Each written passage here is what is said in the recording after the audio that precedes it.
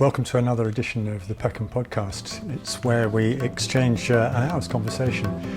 We generally get into some big ideas, hopefully and definitely have local traction.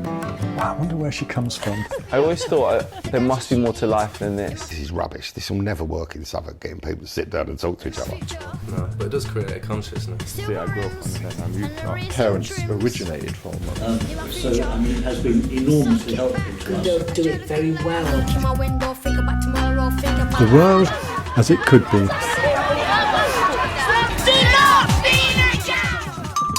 Today I'm talking with someone who reads a lot, who thinks deeply, is incredibly hot on detail, and good at making money. He's an entrepreneur, a businessman and a father, and his name's George. George, welcome. Thank you. Very nice to see you again. Very nice words. Yeah. Nice Well, to see you again. you know, some stories kind of got something about them, and it just feels as though yours is one of those. No, I appreciate it. You're an achiever, George. Yeah, I guess so.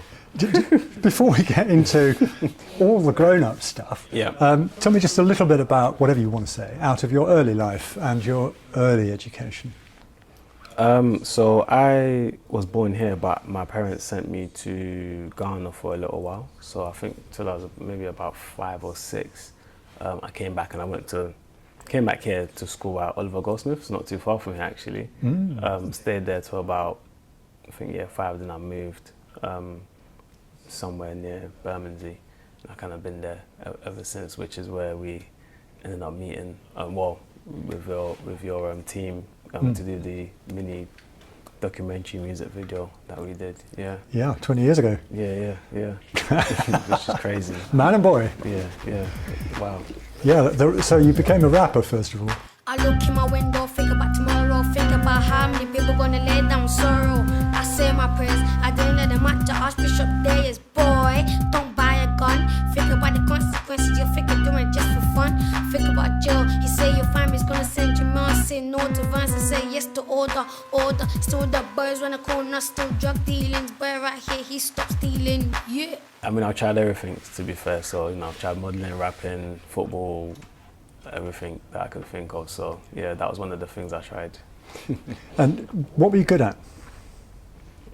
I don't think I was good at any, I think it was just like, I tried whatever I could try to make it, to be fair. And I think, I think the last thing I was trying was I think I stayed with music for quite a while, but I was in and out. I was never really like fully dedicated, which is what kind of made me understand that I wasn't dedicated in any of those type of things. The only thing I've kind of stuck with is mainly professional bits. So obviously I've worked, I was contracting for a while, but then I've always wanted to make extra money. So on the side, there's always been some form of side hustles, I think what they're called now.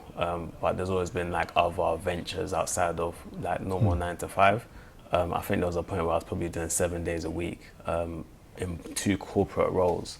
But also doing things on the side as well. So it was just a case of, obviously my parents retired when I was I assisted them retiring because it wasn't all on me, but probably around 18.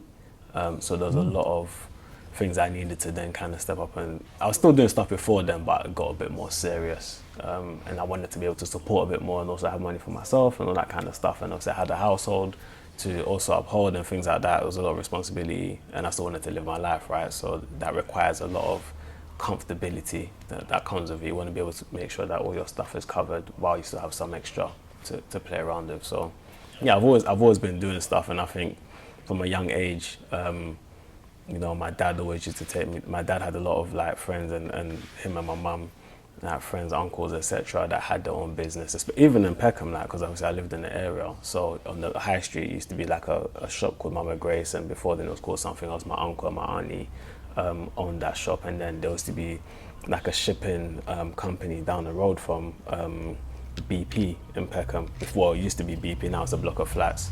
And my uncle had a shipping company not too far from there. I think it was in an industrial complex just behind there. So on the weekends, I used to be around quite a bit. My dad used to be able to drive the forklift and stuff, so I used to be able to I saw a lot of stuff happening. So I think maybe that done something in me, and my parents were also doing stuff back home as well. So my mum had like a taxi business that she used to take care of my grandparents, and my dad obviously bought a house there. Then he built a second house like behind that one for extra income. So there's always been that kind of thing going on, I guess. And it's the more I get older that I'm kind of realizing that these things were kind of happening. Like they didn't just have a job; they was also trying to do other things as well. Yeah, that's really interesting, because it sounds like you're growing up in a mental space where there aren't any boundaries particularly. Yeah. So your father would think, we're talking about Ghana. Back in Ghana, he wanted to buy a house. No, he bought a house in Ghana. Bought a house in Ghana. And then he thought, built a second one. Yeah, I thought, self-contained unit. I'm gonna build one. Yeah. Not many people think like that. Yeah, no. Well, not here anyway. Partly because there's no land. Yeah.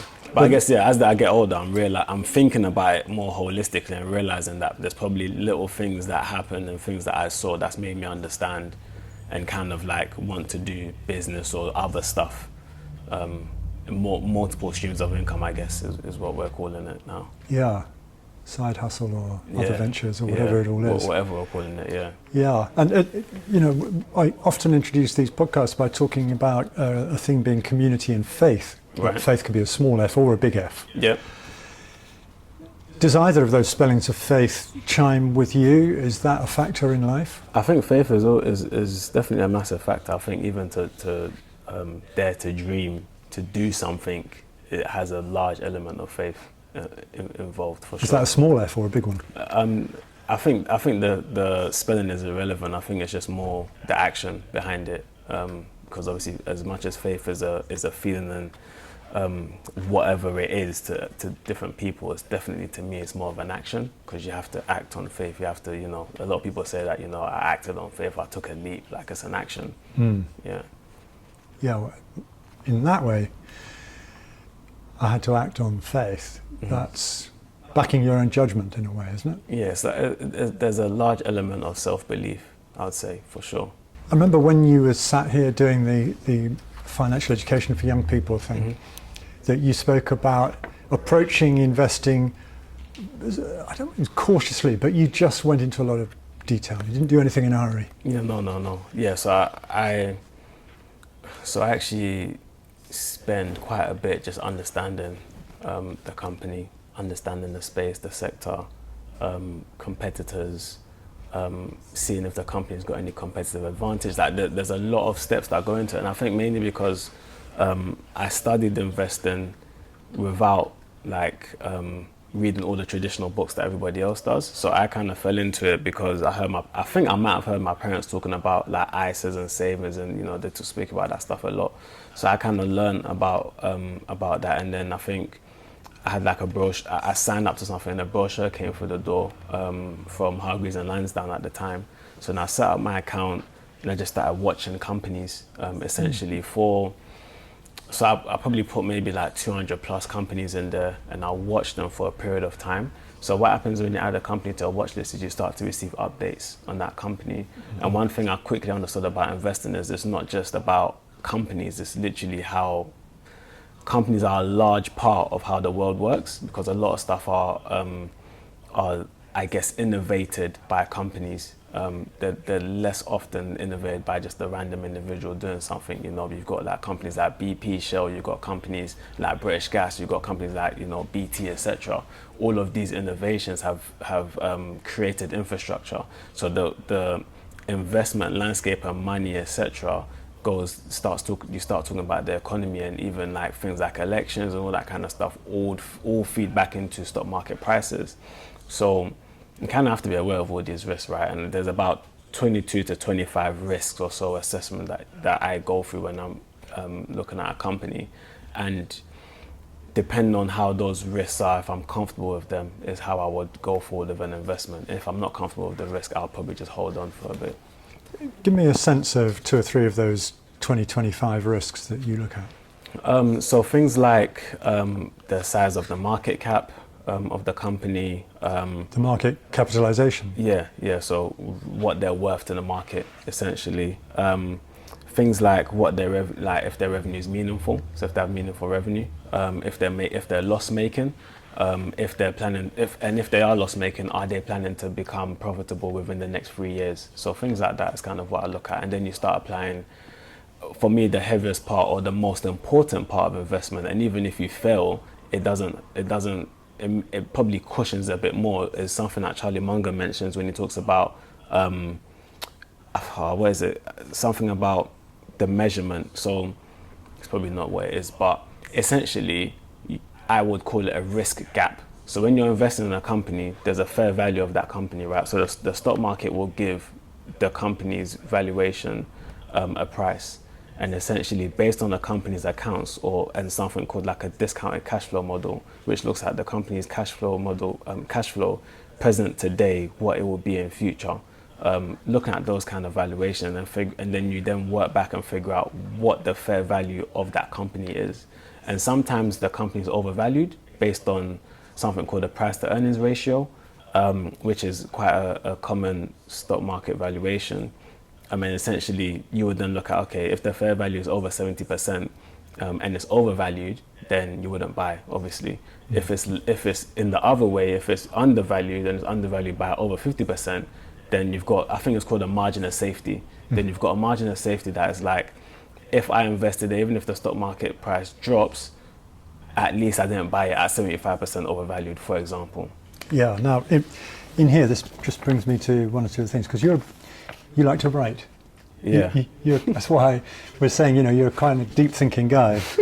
I love that high pitched laugh. And you've got a longevity mindset. Where are you? I wrote something out at one point, and now I can't find it, of course. But I really liked that because it spoke to the thing of, where you might grow up in an area where money can come quickly, but we all know that that's not always going to be completely legal. And so it's tough. It would be tough for you if you went into a school and you're working with some 14, 15-year-olds who had just taken, they made a life choice and they've gone down this road and, they're starting to earn money. It can be quite attractive money, can't it? 100%. But the road isn't always going to go too well. No. And so if you were going to educate that guy or girl, you've got a whole mindset to recalibrate, haven't you? It's definitely a shift. It's definitely a shift. That's not a quick job, is it? No, it's not. And I think, one thing that I definitely want to make clear is a lot of business ventures, making money, etc., it can take a while, especially if you're trying to make a large amount. But, and even if we look at it, because I don't ever like to price out careers, because careers can make you a lot of money. Like, the highest paid job, I guess, probably is like a chairman or a CEO in a company. And some of them make 6-7 figures a year, or 8 or 9 figures sometimes. So it's like, and they're often more, I guess, financially successful more than business owners, because they have all the money without really the risk, because it's not their business. They can just quit and take another job. So I never want to price out the career side. There's a lot of people now in higher roles at board level or management level, earning 6 figures. I think I was listening to something the other day in America where, like in a lot of retail shops, if you're a manager, you can be earning 6 figures. So it's like, it's not like, but then there's an element of upskilling. So even that still takes time, because you might start at a role in a job where you don't have enough skills to be a manager, to be an executive, etc. Sometimes you have to build up to that point. And there's a lot of people that's done it. Even I think the CEO of Walmart started off doing something else, like it was a bit more lower within, if I'm not mistaken. It might be a different shop, but he worked his way up. So there's different ways to do it, but it's not a next year thing. Like it's not That's a quick right. thing. Yeah, that's what I would say. And if you want to make quick money on the stock market, you may or you may not. Yeah, I mean, to make a meaningful amount on the stock market, you have to look at how much your principal would need to be. So the amount they're actually going to invest. And I think anything over, if we're looking at a yearly salary, you would need to be investing in something around like $500,000 plus, realistically. Because if you're then getting like a 10% return, which is still a high return, you'd be making about 50K a year, for example, through dividends. But you might only be getting 3 or 4. Yeah, but then you still need to make the 500K, right, to invest in the first place. Or Exactly. you can build up to that point. And either way, it still takes a while. So the 14 or 15-year-old who's getting some folding stuff for their back pocket. You're asking them to recalibrate their thinking to a 5-year period minimum. Yeah, but I mean, sometimes like there are quick ways, I guess, to make money, even with business or with side hustles, etc. Because you might have a skill that you can sell. So say for example, I'm a hairdresser or I'm a barber and I know how to barber hair, right? If I've got 10 friends or so, they're all going to the barber shop, they're all sick of the queues. If you come to my house, I can barber your hair for you. It looks exactly how it is in the hair shop, and you can pay me the 10 or 20 pound. Like often, like when I was younger, I remember a lot of people used to do some questionable things and maybe earn less than people that work in Tesco, for example.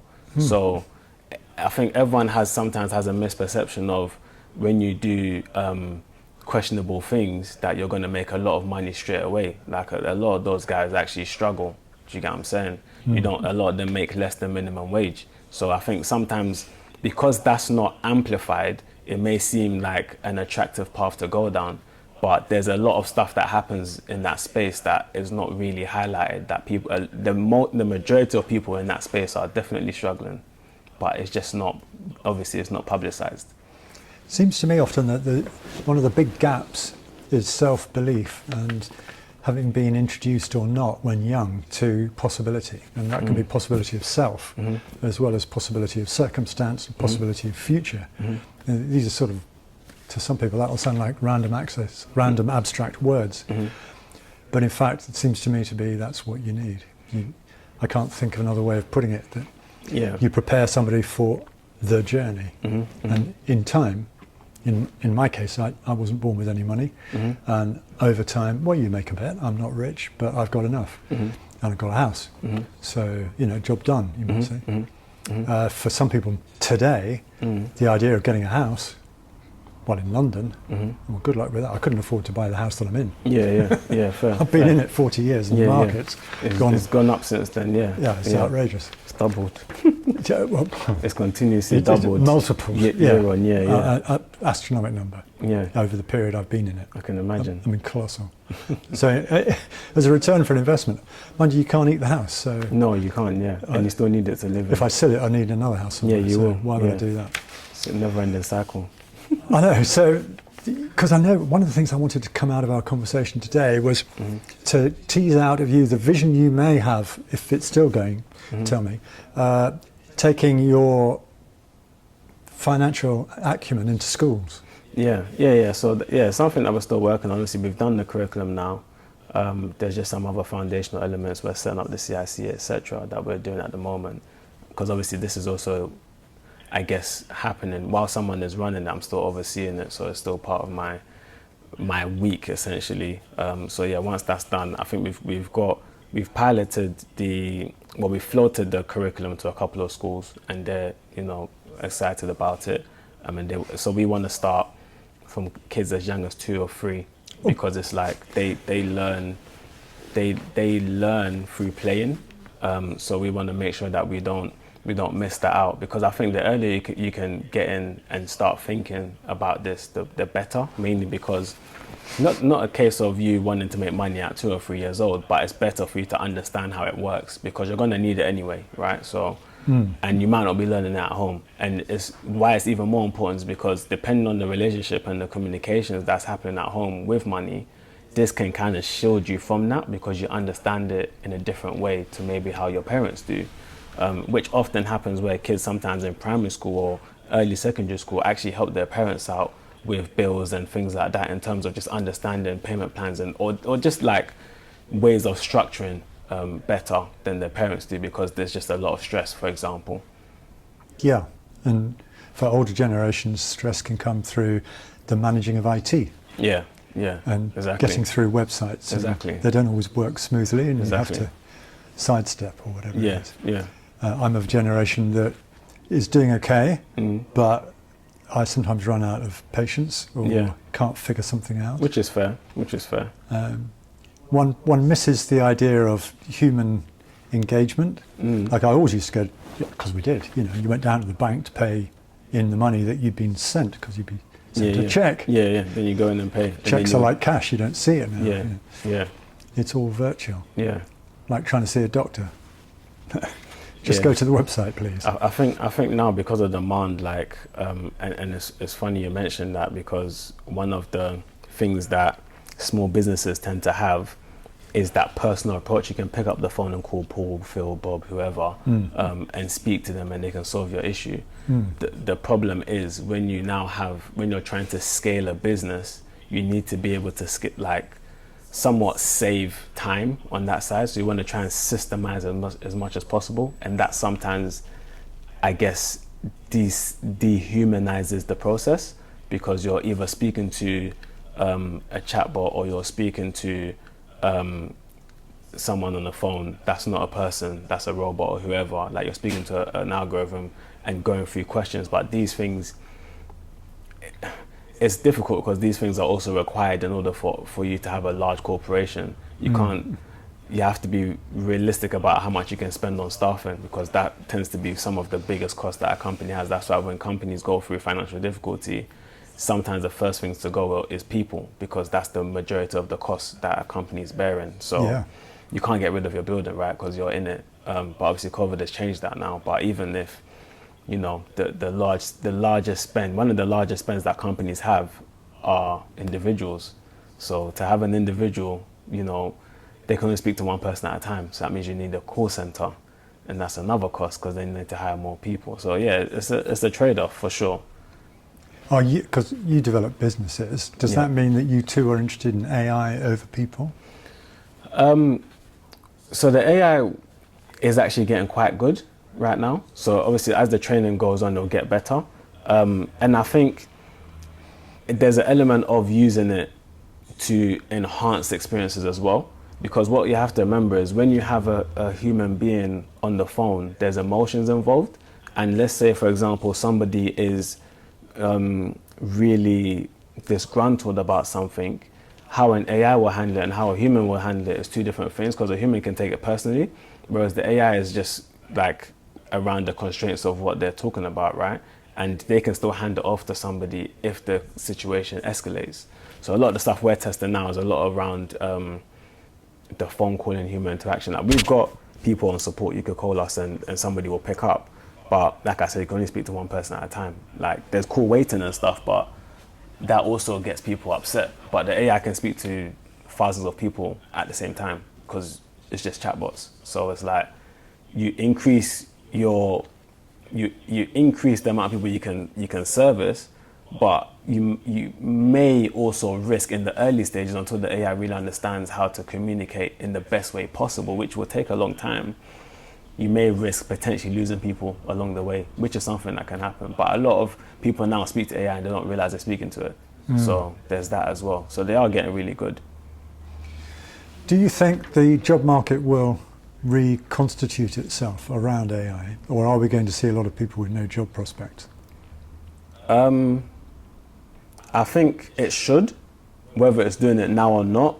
Like, some companies are, and I think it's really down to, because the job market is made up of companies, right? So companies will realize at some point that, you know, they need people to do different jobs. So you might need someone like a prompt engineer now, which is a new thing, where people hire people that knows how to prompt AI to allow them to use AI differently, and things like training AIs and things like that. That's also something that is involved. But I think more and more now I'm seeing that people being able to use AI could trim a department down from 5 people to 1 person that is a specialized person that knows what to do. Because, for example, it all comes down to what you need to deliver on. Because if you're a graphic design business that needs to churn out graphics quite quickly, and you've got 2 people, you know, AI can help with ideation, it can help with creating graphics, it can help with all of these things. You can now service more people.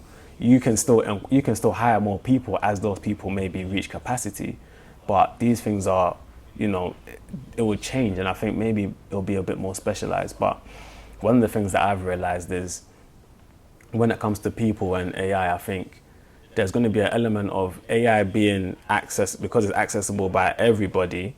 There will be a level of a tier where it's like it's cheaper to use AI. And I think maybe where the upskilling or what you mentioned is probably around people still needing humans to do work, which will probably be charged at a higher rate, because that's going to be more curated, like I need a specific specialized person, whereas you can get tech to do the rest. And we've been seeing that anyway, because especially in my field, we do hosting, we do domains, etc. And people want to build their own website sometimes because it's cheaper. And then maybe they'll do it, but then when they want to refresh the site is no longer fit for purpose, they then want to contact a web design agency that is known for creating like high quality designs, and they'll pay a premium for that. So I think it's a balance, and I think that's kind of what we will see with AI as well. I mean, it's natural that older generations will look at the arrival of AI into culture, into civilization, if you like, and wonder about the evaporating of jobs. I can remember when, I think it was in Italy, in North Italy, a car factory went fully automated, and there were shots of the factory floor, of course, about 0 people, maybe 1 or 2 techie guys with a screwdriver in case. Anything goes wrong. But otherwise, it's all these sort of technical arms, and things were being assembled, and cars came off the end of the line. And you sort of saw the future in a way there. So what's the point of people? And then if you think alongside what's the point of people, what exactly are those that run these gaffs aiming to do and be? If what makes them happy is the removal of more and more workers from the core idea of the business, what's the point of the business? So I think people will move, right? So maybe those lower menial jobs can go to AI, can go to robots, etc. Maybe people can now be upskilled. And I think people are looking at companies to do that upskilling, but what people have to remember is companies want to cut costs when it comes to operations and things like that. They want to cut costs, they need to cut costs because they want to increase their profit, they want to increase their bottom line. So the onus has to really go on individuals, and maybe government as well, or maybe institutions around government or that support government to upskilling people instead. Because, for example, when I was contracting, there was a guy that I met, and he was a remarkable guy. So what he used to do, he was constantly doing certifications, constantly. And now I don't know what he's earning now, but he's earning a lot more than he was before. But mainly because every single role he went into, he was always upskilling himself, and he took his self-development very seriously. And I think there's always a level of that, because, for example, when I was doing an apprenticeship and I was learning, I think for that year I maybe made about 10.5 grand for that year. As soon as that year was up, I was making £110 a day. Do you get what I'm saying? That was a quick turnaround within a year. So, and by the time I got to working with him, I was making 140 a day, because every role I went on to, I could add an extra 10 or 20 pounds because of the experience that I've gained. But he's able to add hundreds of pounds because he's actually upskilling himself with different certifications. He's always on new technology. And I think that's kind of what we need to see as well. And maybe some of that is down to the schools, universities, etc. Probably more universities than anything else, and secondary schools, to start getting people ready for what's happening next. Because obviously schools were still built and they'll still largely operate like they're built for factory working. So if that's the case, we need to now think about what the future of school is and start getting people ready. But for the older people, I guess, that are still in companies, that are still in roles, there should be something in place that allows them to upskill, go somewhere maybe a couple of days a week or something, to be able to upskill themselves, to work on their personal development. I know that it's difficult, but when the world is always going to evolve, it's always going to move, it's constantly spinning, right? So we need to be able to adapt as time goes on, because everybody has to. There was an educationist I followed for a while, and he had this wonderful saying. He said, the end of education is character. And at the moment, curriculum is driving towards a piece of paper and certificates for this and that, and everybody needs a degree. Well, I think everybody needs a character, really. So I like that sort of Fair. Marcus Aurelius territory. The deeper inner you might chime in with that. Because, on a business front, and every day, daily, I'm out in the world front, all that thinking you've been laying out applies. I was watching Elon Musk in conversation online the other day, and there was a section of it where he was talking about AI, and he put a lot of money into an AI project. it was in response to Google, I think, and he felt that they were going in an uncertain direction. OpenAI, I think it was. They launched OpenAI, and then he put $50 million into it, apparently.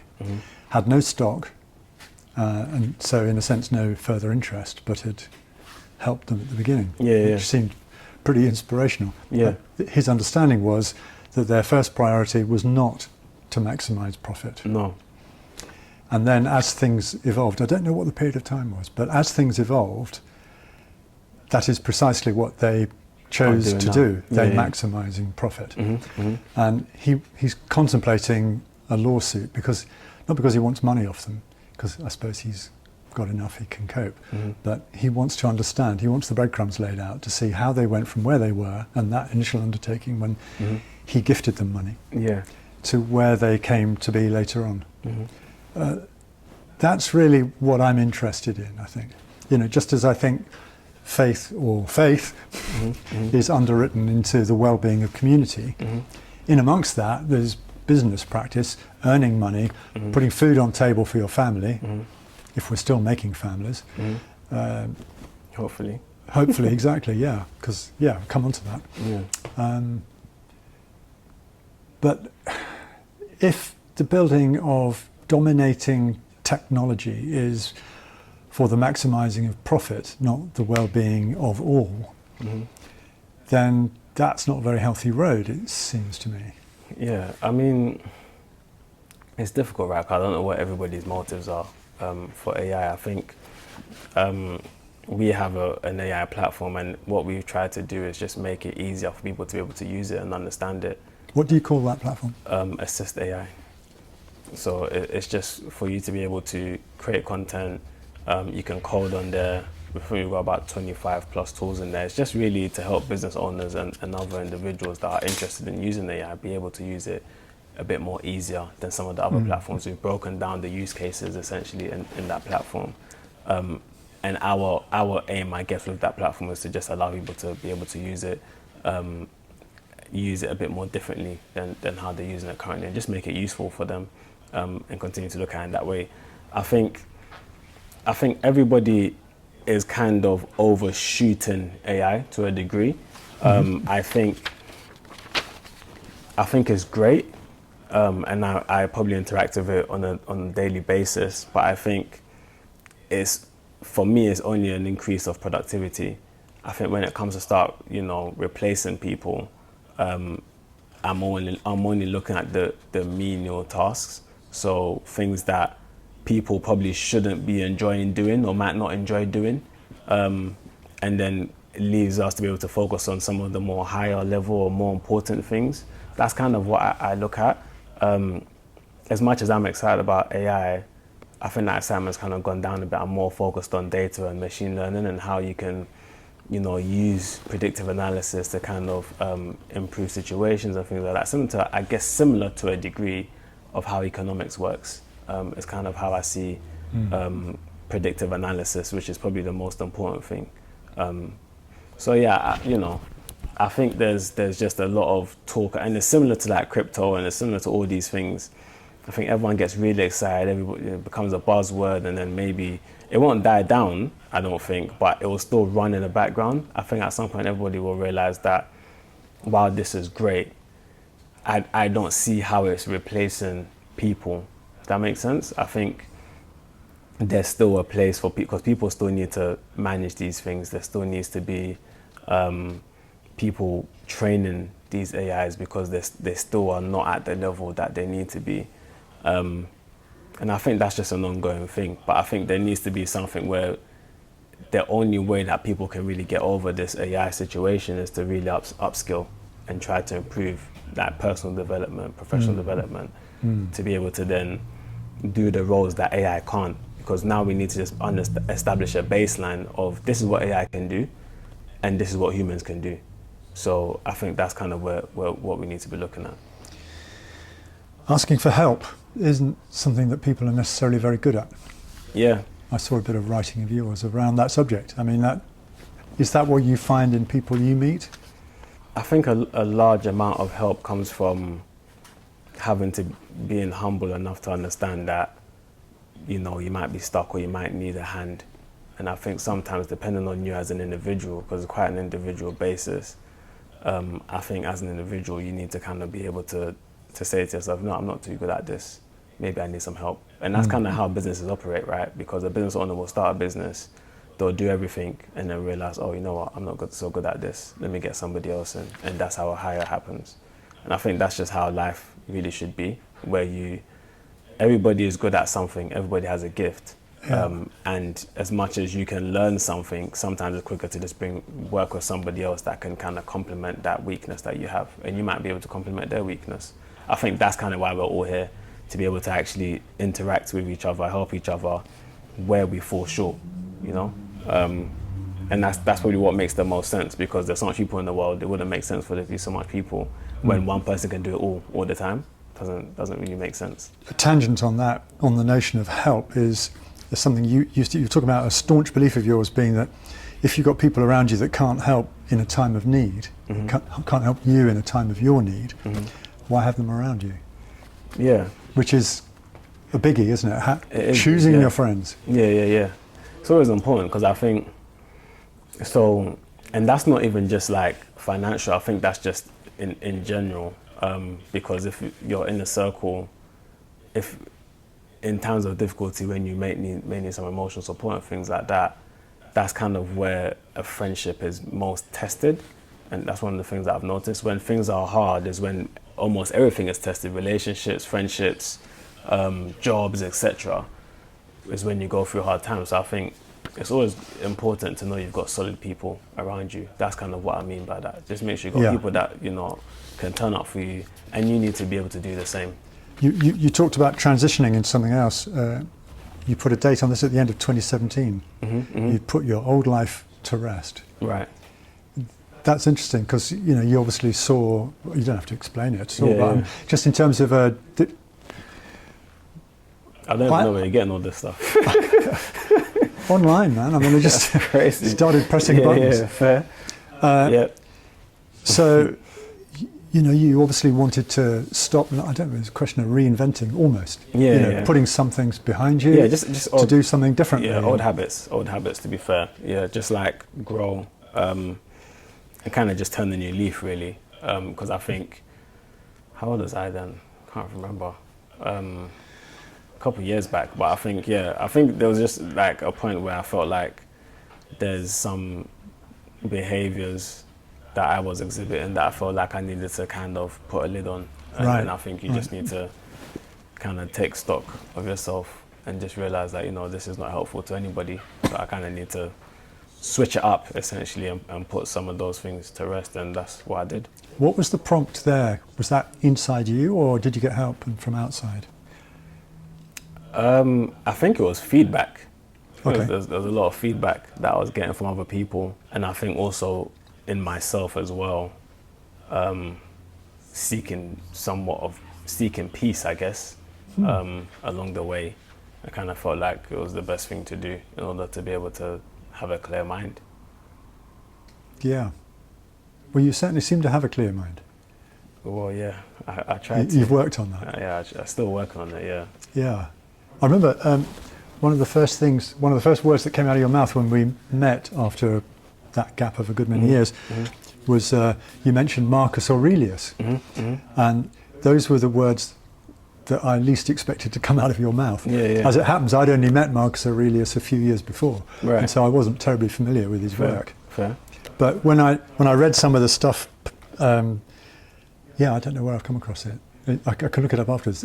Your writings. I really felt the inspiration of this guy. Yeah. For those who clearly won't necessarily know, because I certainly didn't, he's a Roman emperor from about the 2nd century AD. Yeah. And he would keep a diary of his thoughts, and his thoughts were interestingly focused. Because as an emperor, you've got quite a lot of duties. Yeah. Just as you are an emperor of your businesses, plural, you have people who depend on you, whom you lead.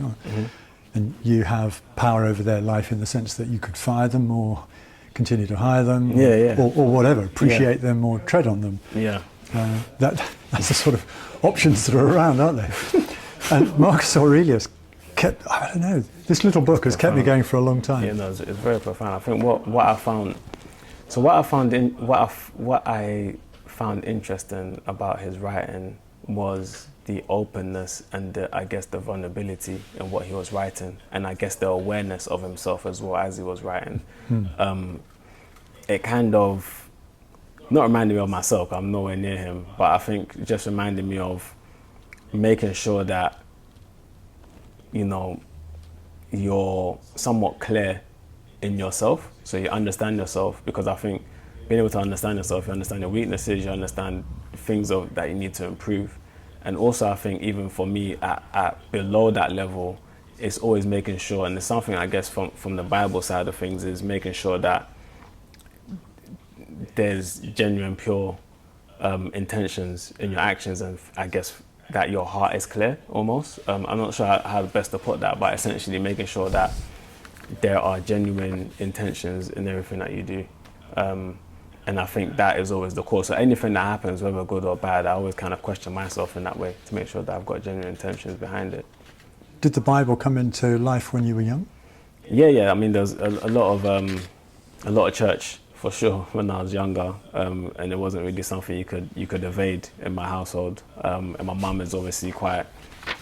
My mum's Christian, and she always wanted us to go to church. And I think it was more a case of. It wasn't to push it on us, and now I understand it a bit better. I think it was just more of a case of, this is a great way to lead your life, and it's a great way to, whatever your religion is, it's a great way to understand the basis of, you know, loving other people like you love yourself. I think that's obviously the core principle, and just leading a straight and honest life. It's kind of like there's like core teachings that come out of it. So putting the, you know, what your specific religion is aside, the core teachings is probably what's the most important there. Yeah, I came across a teacher, in inverted commas, 30 years ago, who talked about the great values in life that are common to all the world's great religions. You know, and they're just obvious words like love, peace, truth, right action, and so on. Non-violence. There was those 5. Yeah. And it was like a breath of fresh air, because he had a huge following, and for a while I followed him, and then I didn't. Fair. Not because of anything unpleasant. It was just I'm ready to move on kind of feeling. Yeah. And so, do you go to a church anymore, or not anymore. Any particular reason, or is it just gradually evolved? Let's say gradually evolved. Yeah, I felt like I think maybe I just grappled with, you know, the giving money aspect, just because I felt like I don't mind giving money, but I think there's just a thing around giving money and making sure that when people need it, that is also being reciprocated, right? Because we're putting money somewhere for the church community, or for the people in church, but also for the wider community that the church serves, right? So in my opinion, a church should be investing in its community and in its people, whether it's young people, old people, etc. Maybe people can't make ends meet, especially in COVID. I think that was quite important, because people have been putting money into church for so many years. So when COVID happened, I was really expecting to see the churches really stepping out and, you know, somewhat investing in their community. So, you know, putting food in people's homes, like people that can't afford it, people have lost their jobs, you get what I'm saying? And I think maybe just for me personally and what I see, I didn't really see much of that. So at that point I kind of stopped going to church, and I started a very small, humble, somewhat of a foundation that's like a VC or something to other charities back home in What's Ghana. VC? A VC is venture capitalist. They deploy capital. So what I do is my own funds I put into charities that I believe in, that are doing a great job. Nice. But also I'm also now, my mum runs it now, and we're directly now looking at putting money directly into orphanages and things like ourselves, instead of doing it through charities, etc. Just to kind of have that transparency. My thing is I just want to make sure that the money is going to the people that need it. And It'd be nice, wouldn't it? Yeah, that's the only thing I can say. Yeah. Because, you know, I'm not trying to do it because I want to avoid giving churches money. I'm doing it because I feel like instead of me giving 10% of what I earn and giving an offering and all these other things. I mean, one of the wildest things I heard was putting money towards a church's mortgage. Do you get what I'm saying? Which is crazy to me. It might not be crazy to someone else, but to me, it doesn't make sense. Because God wouldn't want you to live above your means. If you can't afford it, it doesn't really make sense. So yeah, for me, it was just a case of I just want to make sure that I'm giving money directly to the people that I guess can benefit from it. I remember apropos of that, I remember in 1985, I think it was, because I go back a bit, Live Aid happened at Wembley, and it was one of those amazing uses of the old Wembley Stadium where they had a parade of the greatest bands of that era who responded to Bob Geldof, who had alighted on the famine in Ethiopia. Right. Some terrible famine, and a colossal number of people were dying at great speed. Right. And it was just broken by a journalist who found a report on BBC News, and it took the Western world by storm. And you know, just everybody. Freddie Mercury played one of the great gigs of all time at that event. And I remember donating without thinking a month's salary.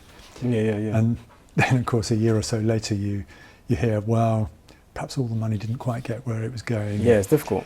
And you wonder, what other route was there for wanting money that one would say, okay, I'm going to do this, and you just entrust it, don't you? Yeah. You can't always find the direct way. But so you're doing that in Ghana? Yeah. Is that your father's heritage as well, Ghana? And mother, yeah.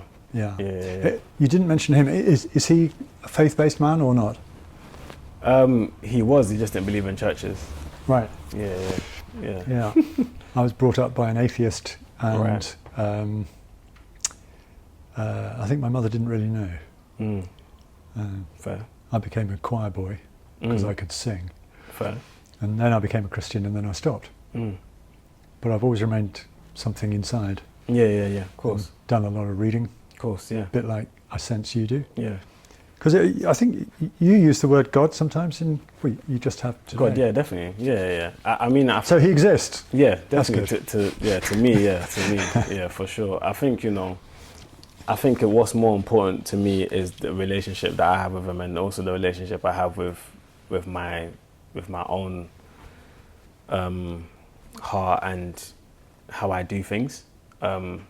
And just trying to strive. I'm not perfect, but obviously trying to strive to be a good person. I think that's what these things preach, right? So I'm just trying to follow that. I might not be a model. I'm not a model Christian by anyone's book, but for me, it's just more important for me to have that personal relationship with God. You know, I think that's important. Well, you're bringing children into the world. Yeah. How many have you got, George? One at the moment. Yeah. Yeah. I've seen a photograph of you and him. He looks amazing. Thank you. You look a fairly happy dad, I've got to say. No, I definitely am, yeah. Proud guy? Yeah, for sure. What have you christened him? His name's Ruben. Ruben? Yeah. Nice. Yeah. And Osei-Oppong? Yeah, my name, yeah. Good one. Yeah. It's quite a thing, because there's this odd phenomenon in the West where we don't seem to be replacing ourselves. I think that's certainly a white phenomenon. I don't know whether it's a multicultural phenomenon. When you say how do you mean? Well, you need something like a 2.1 birth rate. Okay. For the population to replace itself. And right. In this country, we've dropped below that. So we are, in many senses, dependent on immigration. Right.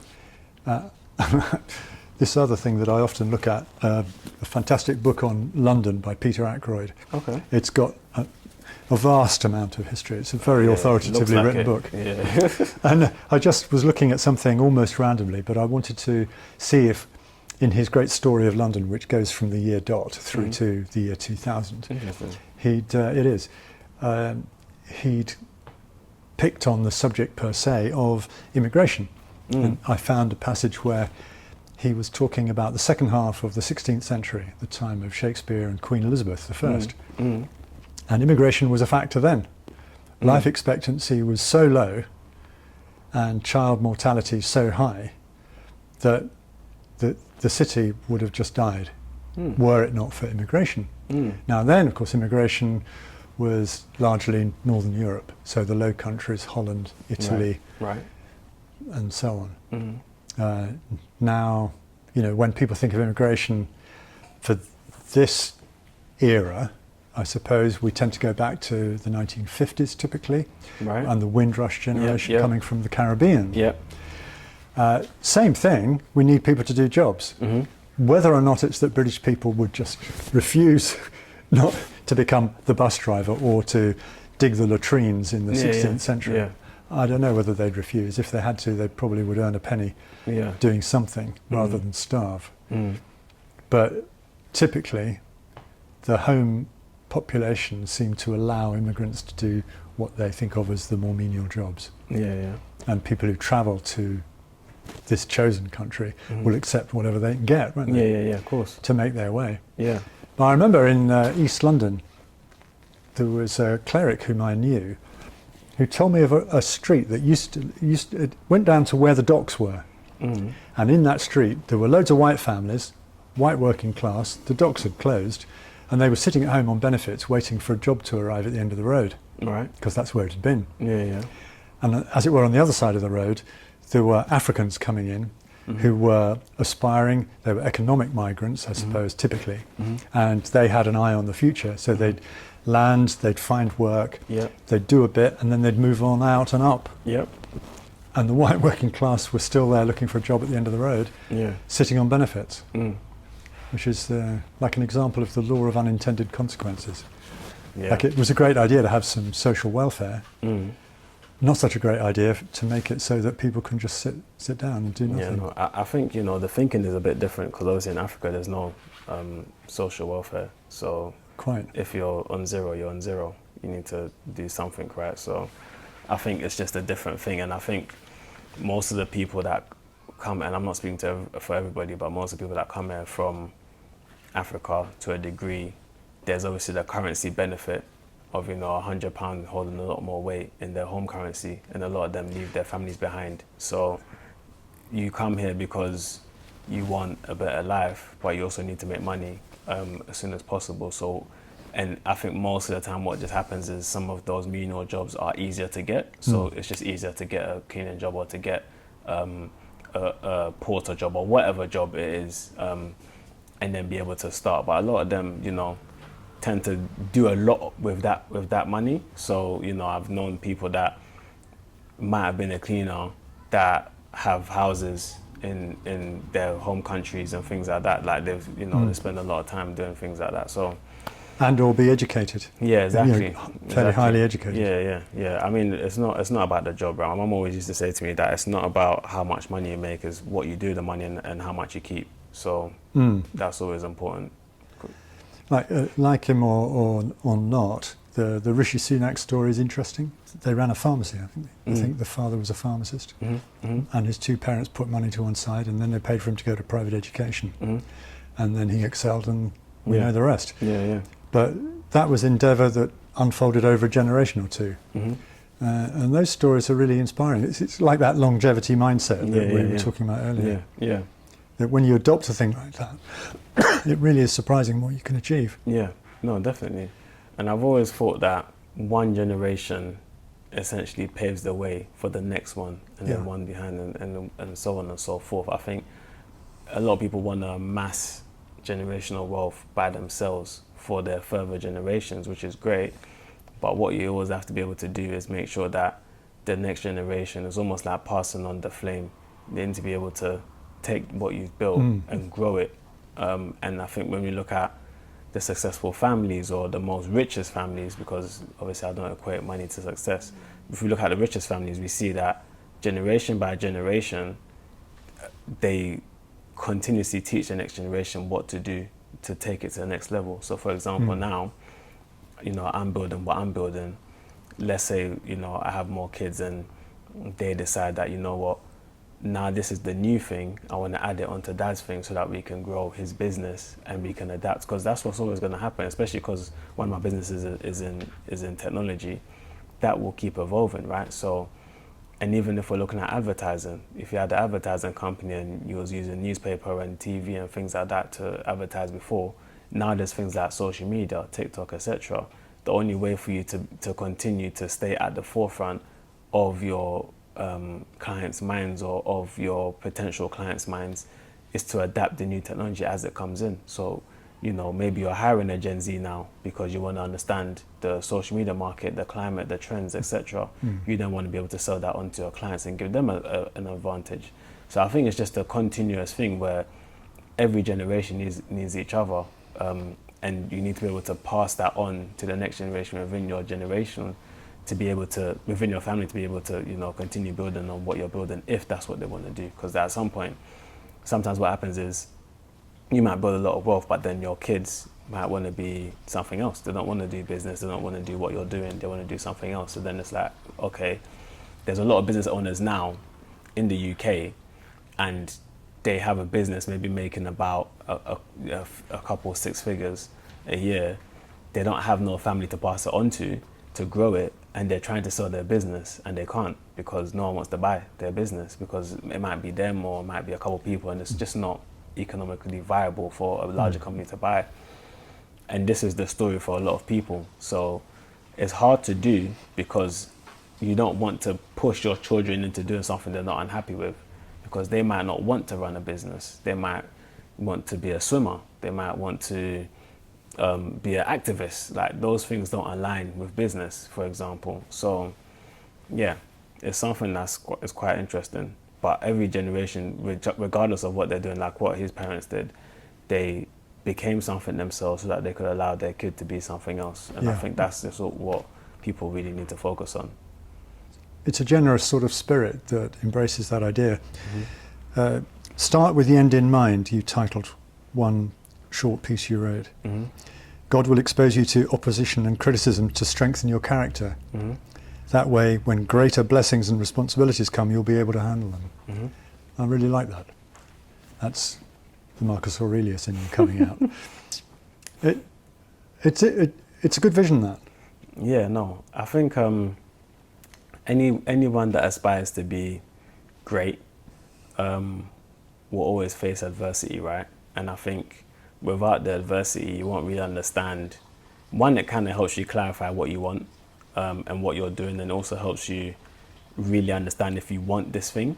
I think that the tests are put in place to really test how committed you are, because I think now what's becoming more apparent as the years go on is every single successful person says that stand the test of time, consistency, etc. And it's mainly about being able to overcome all the challenges that come in the way of you trying to do something, whatever it is, whether you're a swimmer or whatever it is, there's challenges, right?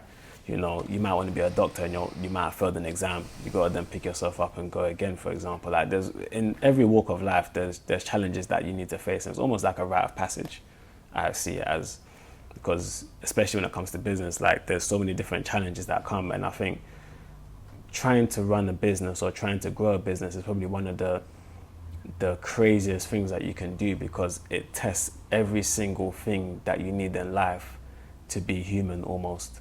So, you know, fending for yourself, still trying to provide for others, taking care of people, as you said, when they come into your business, you're now a custodian over their life as well.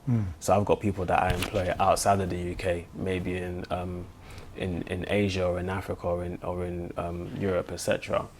And obviously, things are different in different countries, so you also need to understand the landscape of what people are going through. Like, there's a lot of things that you have to understand, because I can only speak about myself in business, and that's one thing that I'm learning, is that there's so many different challenges and so much curveballs that can come in the way, that you're running a business but you also have your life and sometimes it kind of runs into each other, because you're using a lot of your time in your life to grow your business, and it also develops things within yourself. It's probably like the not cheapest, I wouldn't say, but it's the best self-development that you can do, is to start it from scratch and build it, because you'll see so many different things.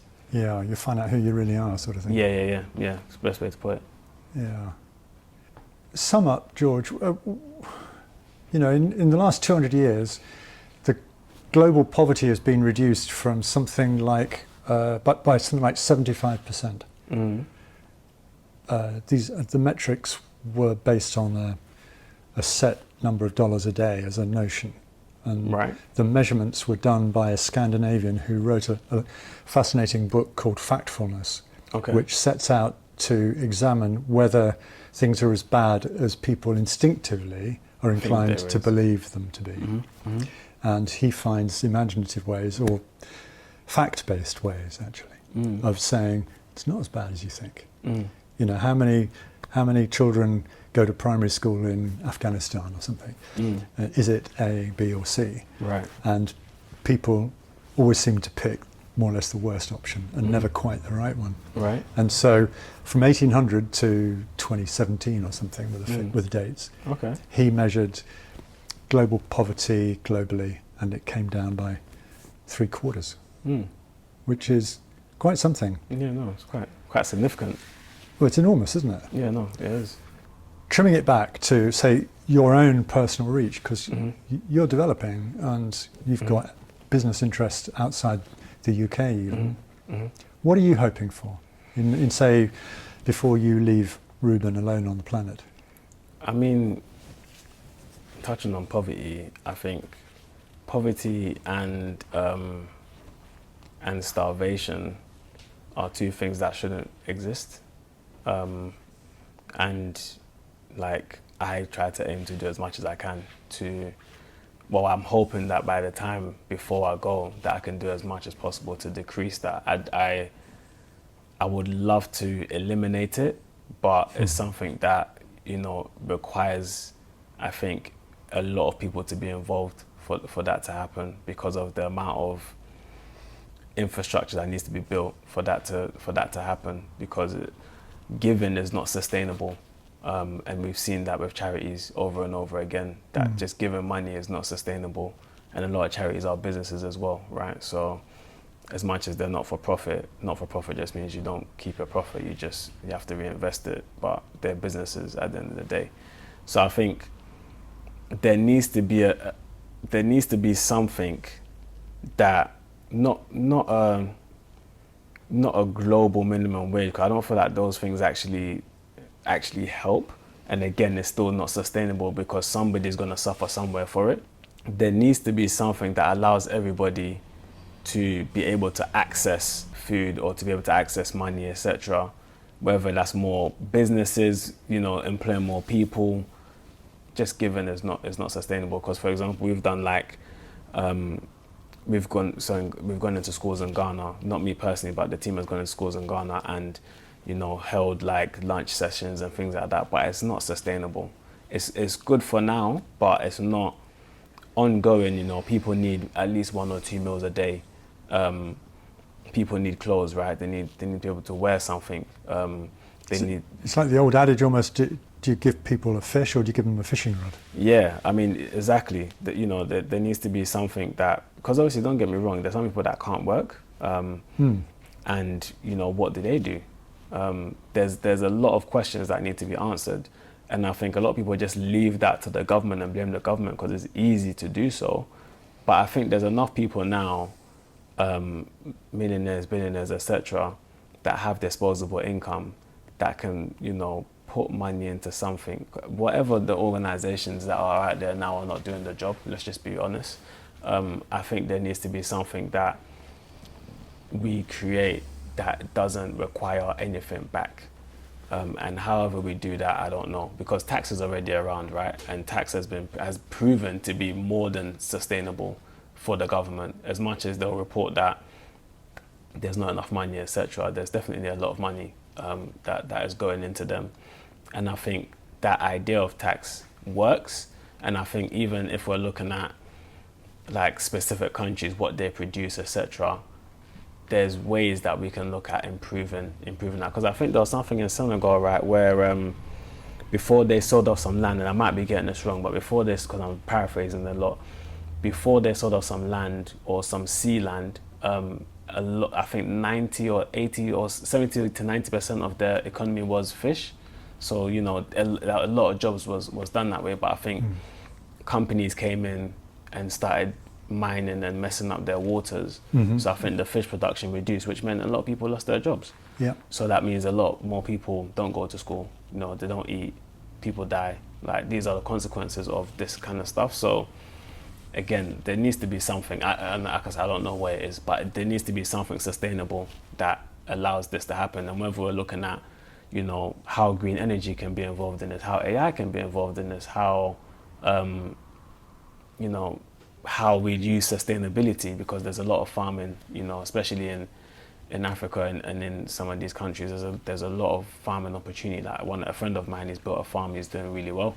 You know, I think he's got a pig farm, but he's got a lot of stuff going on within his farm, and things like this. Like, there just needs to be innovations that happen that allows people, that looks to eliminate these things, and whether that's giving people jobs or whatever it is, needs to happen. Big visions. Funny enough, I seem to remember that Senegal story. I saw a film, I think it was on Al Jazeera, about a guy from Senegal who makes his way to the EU in Brussels and gives a presentation on the crisis for the fishing population on coastal Senegal. Yeah. And so I have mental images coming back to me as you tell the story. Yeah. Yeah, these are huge, but we do what we can in whatever 100%. scale we can. Yeah, 100%. Very good luck with the work getting into schools to help young people learn about money, because I think so much can flow beneficially from that understanding. Yeah, no, definitely. Because it's very empowering, isn't it? Yes, it is. It is almost like self-defense. So, yeah, if you like, certainly management of self. For sure. Please keep us up to date with how that moves forward. I will do. And maybe we can see you again here on the podcast. No, definitely, that would be great. Thank you very much, George. Thank you for having me. It's been a pleasure. Likewise. We'll take the microphone off you Yes, before you run away. before I run Kamal out. will like you even more. No, that's fine.